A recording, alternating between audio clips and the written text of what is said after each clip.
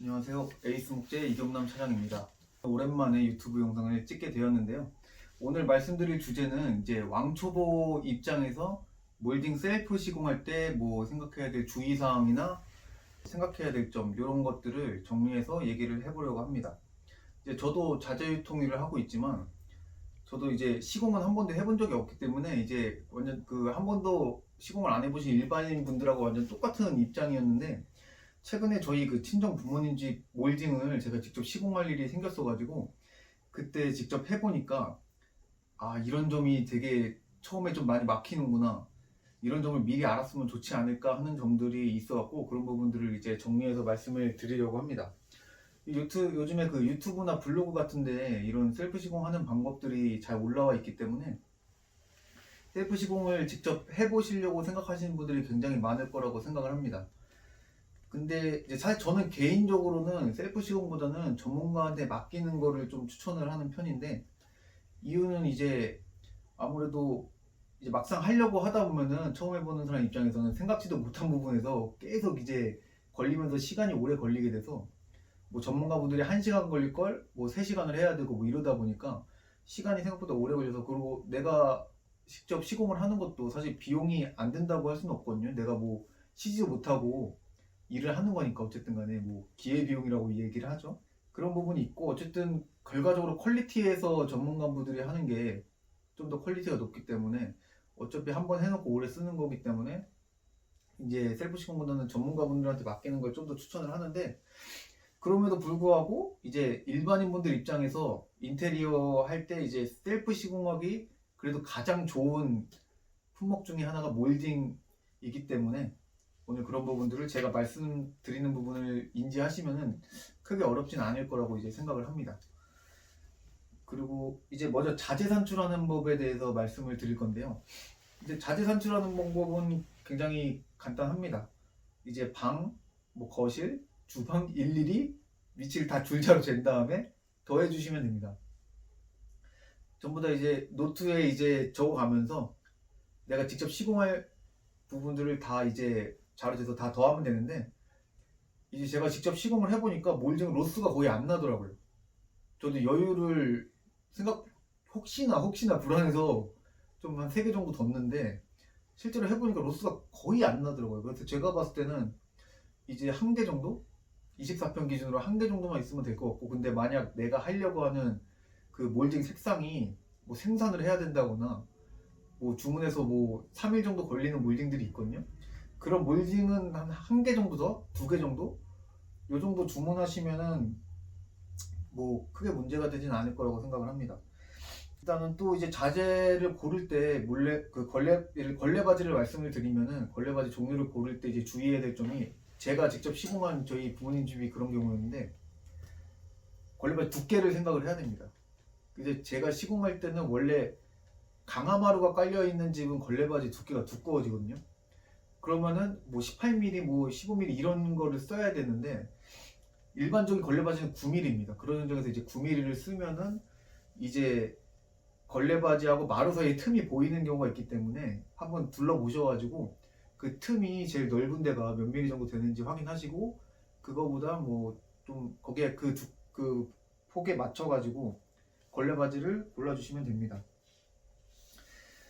그리고 이제 좀 팁 같은 거를 말씀드리면은, 이 걸레 몰딩 같은 경우에는 양이 아주 많은 게 아니면은 일반 경차에도 다 싣고 갈 수가 있기 때문에 자재상에 가셔가지고 뭐 운반비 이런 거 안 들이시고 다 구매를 하실 수가 있습니다. 뭐 어떻게 싣냐면은 운전석 보조석 그 뒷자리 보조석 의자를 뒤에를 끝까지 뒤로 내린 다음에 대각선으로 꽂으면은 웬만하면 실리니까 운반비 들이지 마시고 직접 싣고 이제 가시면 될 것 같습니다. 이제 두 번째로 말씀드릴 부분은 재단하는 방법인데요.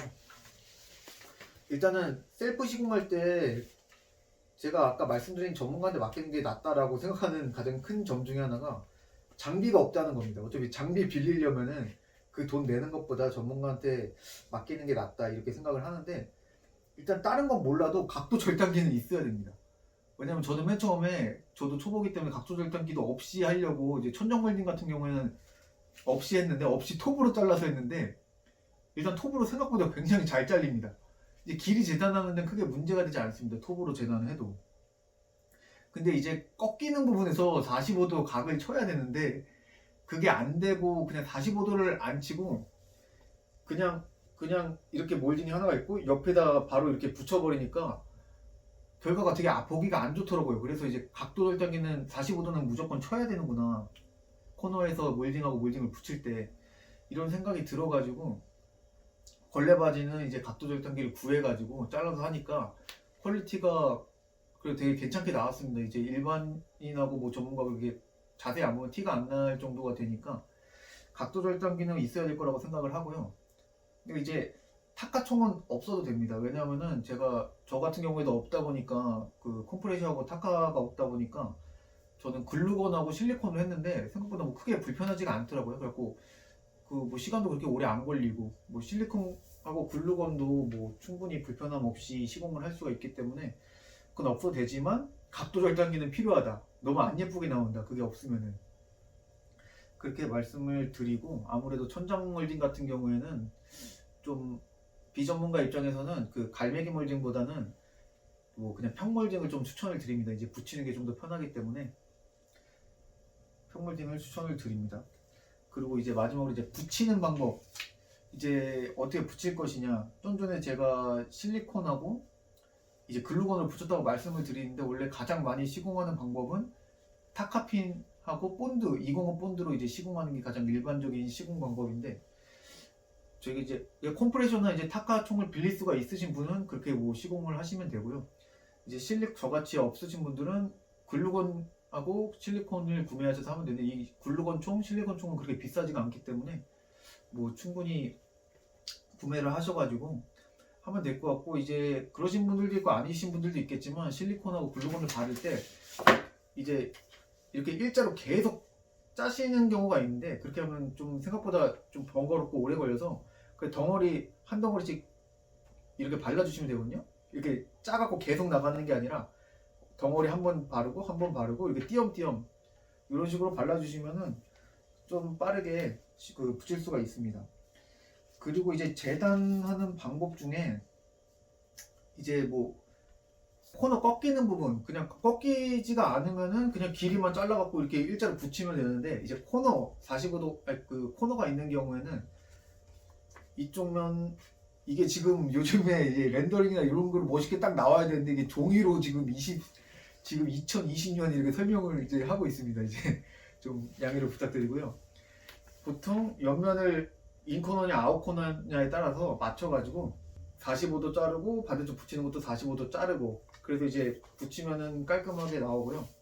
이제 옆면 몰딩 옆면에는 이제 그 랩핑이 안 돼 있기 때문에 옆면으로 마감이 끝나는 경우에는 이 부분을 가려줘야 되는데 그때 이제 사용하는 방법이 여러 가지가 있을 겁니다. 근데 이제 제가 사용했던 방법은 이게 몰딩이라고 생각을 하면은 제가 이쪽 면을 가려야 된다. 이쪽 면을 랩핑된 부분으로 이 두께 부분이죠. 가려야 된다고 하면은 일단 이렇게 재단을 합니다. 45도로. 이 모양 따라서 반대편이 대칭이 되게 이렇게 잘라줍니다. 이렇게 되죠. 이렇게 한번 같은 대칭되게 잘라준 다음에 여기를 일자로 잘라줍니다. 자른 거를 여기다가 붙이는데 이 부분이 랩핑이 되어 있기 때문에 이 부분이 이렇게 옆면을 막아주는 겁니다. 그럼 이렇게 되면은 이제 옆면도 이렇게 좀 깔끔하게 떨어지고 보기가 뭐 괜찮더라고요. 근데 더 좋은 방법이 있다고 하니까 뭐 가까운 전문가분들한테 아니면 인터넷 그 네이버 지식인이나 뭐 유튜브나 이런 거 찾아보셔갖고 더 좋은 방법 찾아서 해보시면 되겠습니다. 오늘 제가 말씀드리는 부분은 제가 실제로 경험을 했기 때문에 말씀을 드리는데 일단 길이 재단을 할 때는 톱으로 해도 생각보다 되게 쉽게 잘 썰린다. 하지만 각도를 안 치면은 마감이 너무 예쁘지가 않기 때문에 각도 절단기는 일단 있어야 된다. 이게 없으면 차라리 전문가분들한테 맡기는 게 낫습니다. 제 생각에는 너무 안 예쁘게 나와서 저 같은 경우에는 그냥 몰딩을 이렇게 하고 이렇게 붙였는데 저는 이 옆면이 다 보이기 때문에 여기다가 원래 흰색 몰딩을 선택을 해서 제가 흰색 페인트를 바르려고 했는데 페인트는 발랐는데 생각보다는 감쪽 같더라고요. 같은 흰색이다 보니까. 근데 이 이어지는 부분이 일자 부분이 너무 보기가 싫어가지고 일단 각도 절단기는 꼭 있어야 된다. 그렇지만 이제 타카총하고 컴프레션은 꼭 없어도 된다. 실리콘하고 글루건으로도 충분히 깔끔하게 마감을 할 수가 있다. 이런 부분들을 제가 생각나는 걸 정리해서 한번 말씀을 드렸습니다. 오늘 영상은 여기까지고요. 최근에는 좀 여러 가지 바쁘고 그러다 보니까 좀 못 올렸었는데 앞으로 좀 더 열심히 한번 올려보겠습니다. 감사합니다.